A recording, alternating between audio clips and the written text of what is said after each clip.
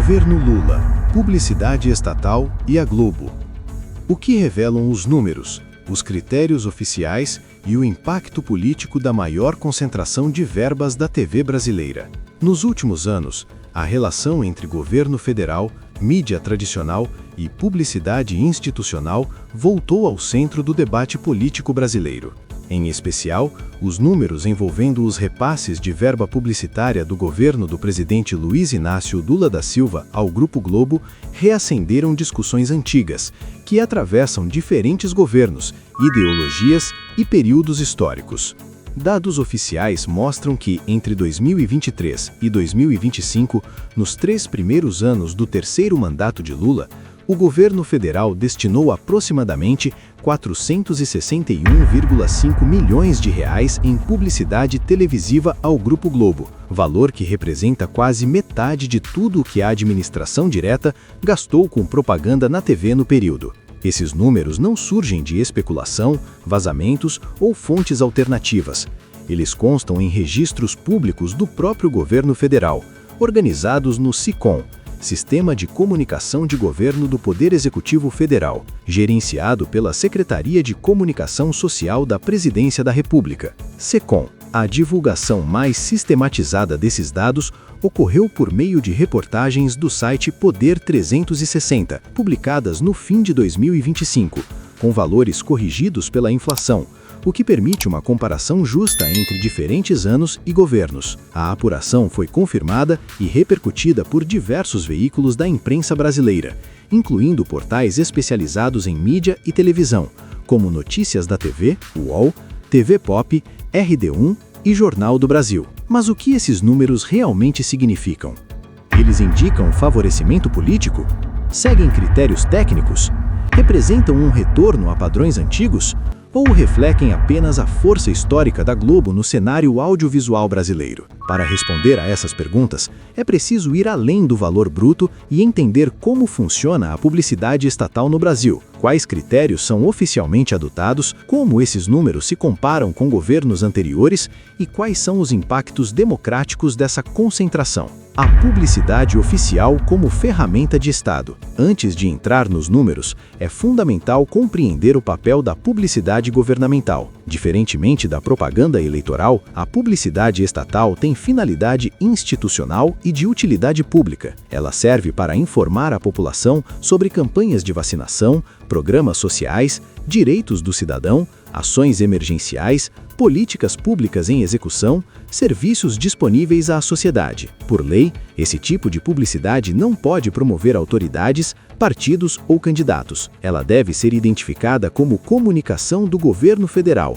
e está sujeita à fiscalização de órgãos de controle e do Tribunal de Contas da União. Desde a redemocratização, todos os governos brasileiros, de diferentes matizes ideológicas, utilizaram a publicidade institucional como instrumento de comunicação de massa. A diferença entre eles está no volume, na distribuição e nos critérios adotados. Os números do terceiro mandato de Lula. 2023, retomada da comunicação institucional. O ano de 2023 marcou o início efetivo do terceiro mandato de Lula. Após um período de forte polarização política, o governo federal retomou campanhas institucionais em larga escala, sobretudo em áreas consideradas prioritárias. Segundo dados do SICOM, o governo federal gastou 345,1 milhões de reais em publicidade televisiva em 2023. Desse total, 175,5 milhões foram destinados aos canais do Grupo Globo, incluindo TV Globo, Globo News e outros ativos do conglomerado. Ou seja, mais de 50% de toda a verba de TV naquele ano foi direcionada à Globo. As estratégias previstas na diretriz de comunicação do governo federal tinham como foco alcance nacional, especialmente em regiões com menor penetração da internet de alta velocidade. Em 2024, com dados consolidados, os gastos federais em publicidade na televisão subiram para 351,9 milhões de reais. A Globo recebeu 179,8 milhões, mantendo uma participação muito próxima à do ano anterior. Mesmo com o crescimento da internet, a TV aberta continuou sendo vista pelo governo como o meio mais eficiente para atingir grandes audiências simultâneas, especialmente em campanhas de interesse coletivo. 2025, dados parciais e manutenção da proporção. Em 2025, os dados analisados são parciais, considerando os registros disponíveis até dezembro daquele ano. Ainda assim, o padrão se manteve. Até o fechamento do levantamento, o governo federal havia gastado R$ 236,9 milhões em publicidade televisiva, dos quais R$ 116,3 milhões foram destinados à Globo.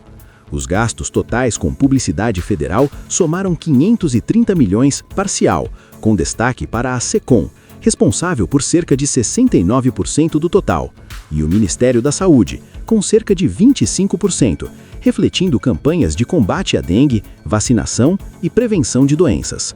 O total, R$ 461,5 milhões em 3 anos.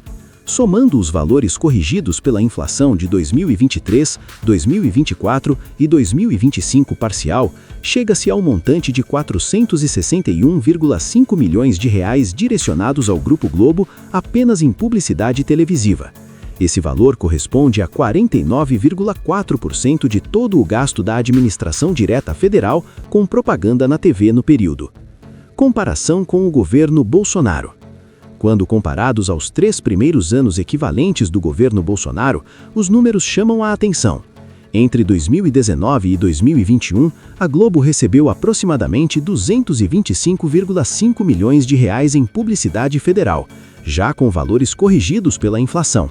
Ou seja, o valor destinado à Globo no atual governo representa um aumento de cerca de 102%. Durante a gestão Bolsonaro, a distribuição das verbas foi mais fragmentada. Em alguns momentos, a Record chegou a liderar os repasses, especialmente no início do governo, refletindo mudanças estratégicas e critérios de audiência regional. Em 2022, o último ano de Bolsonaro, a Globo começou a recuperar parte da fatia, mas ainda abaixo do patamar observado a partir de 2023. Concentração e critérios técnicos.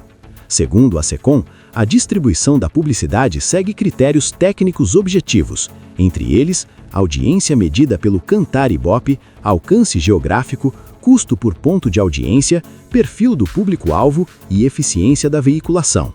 A Globo, historicamente, lidera os índices de audiência nacional, especialmente no horário nobre, o que, segundo o governo, justificaria a concentração. A secretaria nega qualquer motivação ideológica ou política na escolha dos veículos e afirma que o foco é maximizar o alcance das mensagens de interesse público. Migração para o digital e mudanças na SECOM. Apesar da força da TV, os dados mostram uma mudança gradual no perfil da publicidade federal. Em 2023, a internet representava 18,5% dos gastos. Em 2024, passou para 21%. Em 2025, parcial, saltou para 35,2%. Esse movimento se intensificou após a entrada de Sidônio Palmeira no comando da SECOM, em janeiro de 2025, substituindo Paulo Pimenta, após críticas internas do próprio presidente sobre a eficácia da comunicação governamental. Plataformas como Google e Meta viram seus repasses crescerem de forma significativa, enquanto o X, antigo Twitter, deixou de receber verbas após 2024. O debate democrático. A concentração de quase metade da verba de TV em um único conglomerado reacende libertos históricos no Brasil: pluralidade da mídia, independência editorial, risco de dependência financeira, equilíbrio entre veículos.